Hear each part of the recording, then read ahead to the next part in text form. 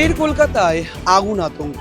ভর দুপুরে সন্তোষ অ্যাপার্টমেন্ট এলগিল রোডের কাছে ঠিক সেখানে একটি আবাসনে আগুন লেগে যায় এবং তারপর রীতিমতো হুড়োহুড়ি পড়ে যায় এবং তৎক্ষণাৎ দমকলের 6টি ইঞ্জিন, পরবর্তীতে 8টি ইঞ্জিন আসে এবং তারা এসে যুদ্ধকালীন তৎপরতায় সেই বিল্ডিংয়ের আগুন নেভানোর কাজ করেন এবং আবাসনে যারা ছিলেন তাদেরকে তড়িঘড়ি বের করে দেওয়া হয়। আতঙ্কিত হয়ে পড়েন আবাসিকরা। তারা জানাচ্ছেন যে যেভাবে আগুন লেগেছে তা নিয়ে অনুমান করা হচ্ছে কোনো শর্ট সার্কিট অথবা কোনো আবাসিক যারা বাড়িতে ছিলেন অথবা ছিলেন না এরকম কোনো ফাঁকা ফ্ল্যাট কোনোভাবে আচমকা এই আগুন লাগার ঘটনা ঘটে এবং সেই আগুন লাগার পর ধোঁয়ায় ঢেকে যায় চারিদিকে এবং তারপরে আতঙ্কিত আবাসিকরা যেমন নিচে আসেন তেমনই দমকলের আধিকারিকরা তৎক্ষণাৎ আবাসনের প্রত্যেকটি তলায় গিয়ে গিয়ে আগুন নেভানোর চেষ্টা করেন এবং এই মুহূর্তে আগুন সম্পূর্ণ নিয়ন্ত্রণে এসেছে।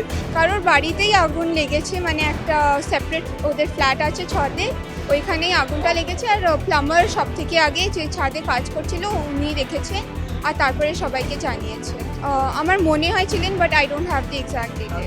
দমকল 5-10 মিনিটে এসে গেছিলো, বেশি সময় লাগেনি। Some amount of negligence and also better fire safety is required. আগুন লাগলো, আমি পড়াশোনা করছিলাম, ওই টাইম পুরো বিল্ডিংয়ে ধোঁয়া এসে গেল আমাদের ফ্ল্যাটে, তো আমরা তাড়াতাড়ি সব চলে গেলাম। একটু ভয় তো পাচ্ছি, কেন উনি অত এজ আছে তো ওনাকে নিচে আনার, এখন ঠিক আছে।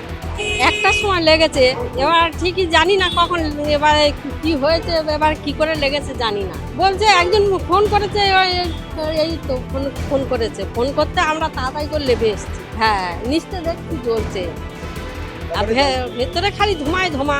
এবারে অত আমি ঠিক জানি না, আমি তো চান করাচ্ছিল, শুনলাম আগুন লেগেছে, তখন তো সবারই ভয় থাকে। তারপর তাড়াতাড়ি চলে এসেছি বাইরে, হ্যাঁ আগুন জ্বলছে, বাইরে এসে দেখছি। আমরা এখনো জানি না কিভাবে লেগেছে। ক্যামেরায় প্রতিদিনের সঙ্গে রমেন দাস, সংবাদ প্রতিদিন।